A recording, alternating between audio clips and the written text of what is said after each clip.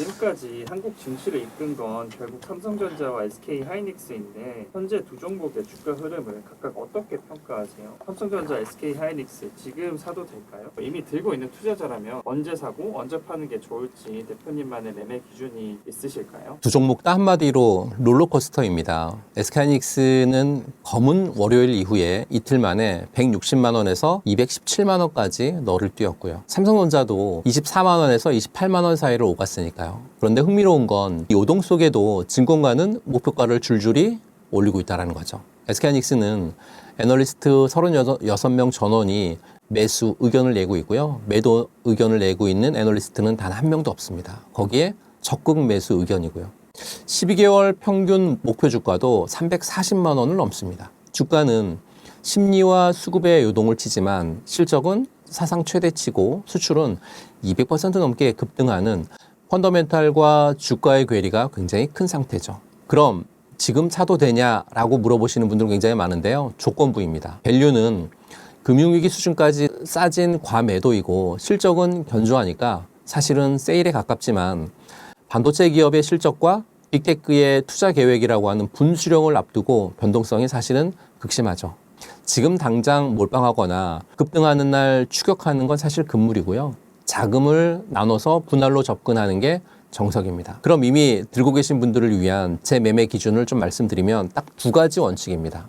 살 때는 공포에 급락한 날을 노리되 실적이 받쳐줄 때 분할로 담는 거죠. 남들이 던지는 과매도 구간이 매수 자리이지 급등해서 뉴스에 나오는 날이 매수 자리가 아니라는 거죠. 그래서 추격 매수는 금물입니다. 팔 때는 이게 좀 핵심인데요. 많이 올라 아니라 이익 전망이 꺾일 때 파는 거죠. 단순히 과열됐다라고 하면 일부만 차익 실현하면 되지만 진짜 매도는 별도의 신호가 따로 있는 거죠. 빅테크 기업들의 AI 투자가 줄어들거나 범용 디램의 현물 가격이 하락으로 돌아서거나 증권사들의 이익 추정치가 하향 전환될 때는 매도할 때입니다. 이 세 가지 중에 하나라도 켜진다면 그때는 비중을 줄이는 게 맞습니다. 지금은 아직 그 신호가 안 켜졌고요. 오히려 추정치는 오르고 있습니다. 어떤 경우에든 레버리지는 항상 정리해 두는 게 제 철칙이죠.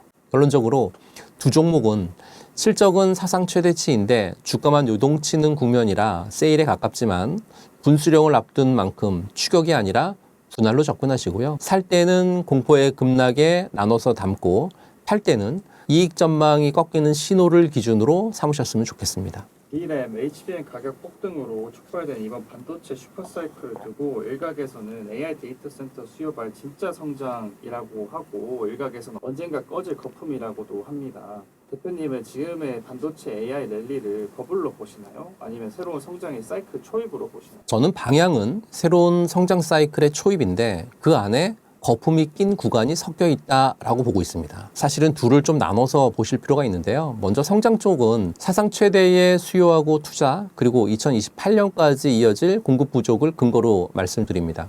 특히 JP모건이요. AI 반도체 신규 설비가 2028년까지 확보되기 어렵기 때문에 만성적인 공급 부족이 가격 결정력을 뒷받침한다라고 얘기하고 있습니다. 올해 하반기 반도체 주가가 사상 최고치를 경신할 걸로 JP모건은 보고 반대로 버블 쪽도 만만치 않습니다. 모건 스탠리는 빅테크의 AI 투자를 8,050억 달러로 추산하면서도 반도체 비중 축소를 권고했고요. 미국의 재무부 쪽에서의 분석가들이 AI 수익화가 실패하면 닷컴 버블처럼 충격이 확산될 수 있다라고 하는 경고를 담았다라고 알려졌습니다. 그럼 제 판단의 근거는 이번 사이클이 과거와 결정적으로 다른 건 수요의 구조가 바뀌었다라고 보고 있습니다. 과거 반도체는요, 스마트폰이라든지 PC 사이클이었기 때문에 호황과 불황을 반복합니다.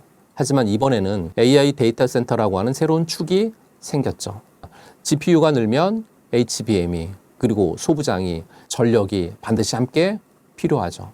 반짝 유행이 아니라 산업의 판이 바뀌는 구조적인 재편이라고 하는 점에서 업황 자체는 실체가 있는 진짜 성장입니다. 다만 개별 주가라든지 밸류에이션에는 기대가 앞서간 거품 구간이 섞여 있습니다. 레버리지하고 쏠림이 변동성을 키우고 무엇보다 이 투자가 실제로 돈을 버느냐, 즉 수익화가 아직 완전히 증명되지는 않았습니다. 버블이냐 아니냐를 논쟁하기보다는 이 구조 변화 속에서 실적으로 증명되는가를 보는 게 훨씬 중요하다고 판단하고 있거든요.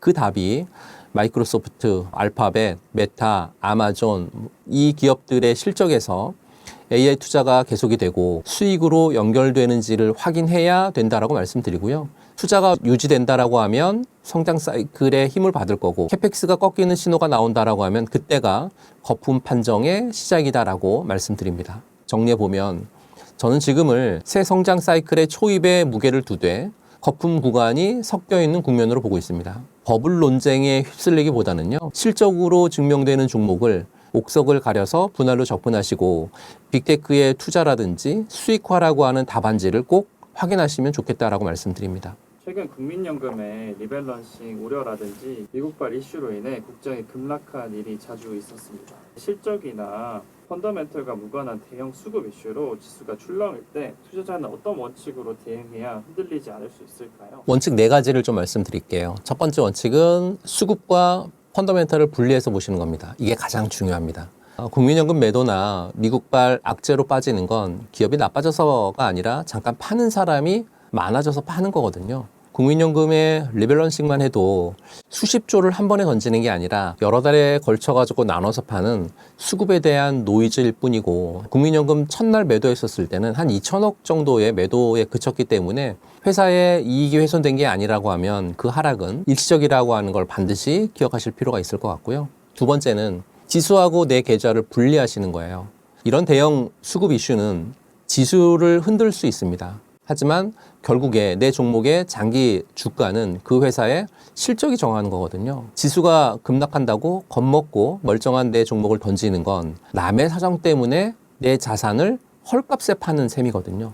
세 번째는 현금과 분할을 무기로 사용하셨으면 좋겠습니다.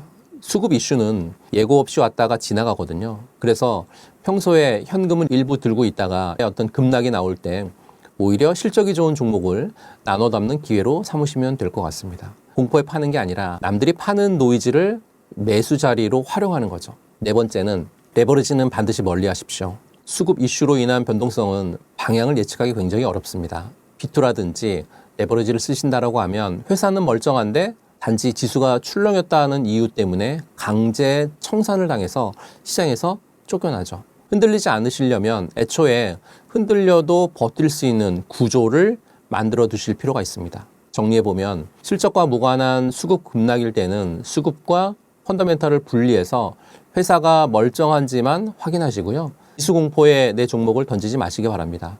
현금을 무기 삼아서 분할로 대응하시고 레버리지를 멀리 하시면서 이런 노이즈에 흔들리지 않고 오히려 기회로 삼으실 수 있는 그런 분들이 되셨으면 좋겠습니다. 로봇이 올해 시장의 핵심 테마로 떠오르며 주도주 교체 기대감이 큰데요. 다만 레인보우 로보틱스, 두산 로보틱스처럼 실적 대비 주가가 이미 크게 앞서가면서 고평가 논란도 함께 나오고 있는데 로봇 테마처럼 미래 기대감으로 급등하는 종목 중 옥성을 가리는 대표님만의 기준이 있으신가요?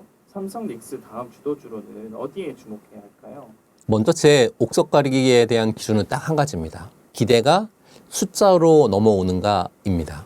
화려한 시연 영상이나 발표가 아니라 실제 수주 계약에 대한 공시, 흑자 전환, 양산 데이터 같은 숫자가 붙는지를 보는 거거든요. 로보티즈는 핵심 부품 액추에이터로 영업 현금 흐름이 흑자 전환했고요. 두산 로보틱스는 미국의 원 엑시아 인수로 실적이 실제 반영되기 시작했죠. 이건 숫자가 붙는 쪽이거든요.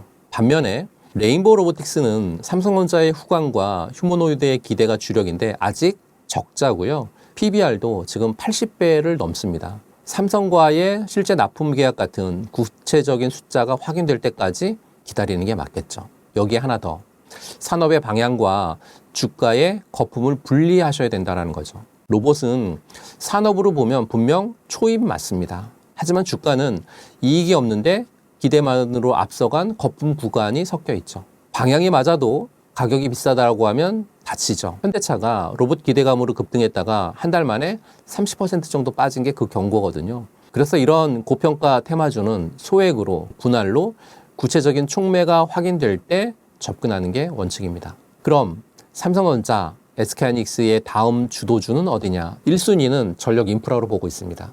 AI 데이터 센터의 다음 병목이자 정부의 메가 프로젝트의 핵심이잖아요. 변압기 쪽에서의 HD 현대일렉트릭, 효성중공업, LS 일렉트릭이 대표적인데요. 그 다음은 조선, 방산, 원전, 이른바 조방원도 해당이 될 것 같습니다. 한화 에어로스페이스라든지 두산 에너빌리티처럼 수주하고 실적이 뒷받침되는 이런 곳입니다. 밸류업과 금리 수혜의 금융이라든지 낙폭과대의 기술 수출 기대감까지 갖고 있는 바이오도 함께 볼만합니다. 로봇도 장기 종목으로 후보군에 충분히 오를 수 있겠죠. 지금은 밸류 부담이 좀 커서 실적을 확인하면서 소액으로 접근하는 게 좀 안전하겠지만요. 정리해보면 다음 테마의 옥석은 기대가 실제 수주라든지 실적으로 숫자로 증명되는 그런 부분들을 가르칠 필요가 있을 것 같고요. 방향이 맞아도 고평가 종목은 소액으로 분할로 접근하실 필요가 있을 것 같습니다. 삼성전자, SK하이닉스의 다음은 전력 인프라를 필두로 조방원과 금융, 바이오 같은 실적 뒷받침 업종에 주목하실 필요가 있다고 말씀드립니다.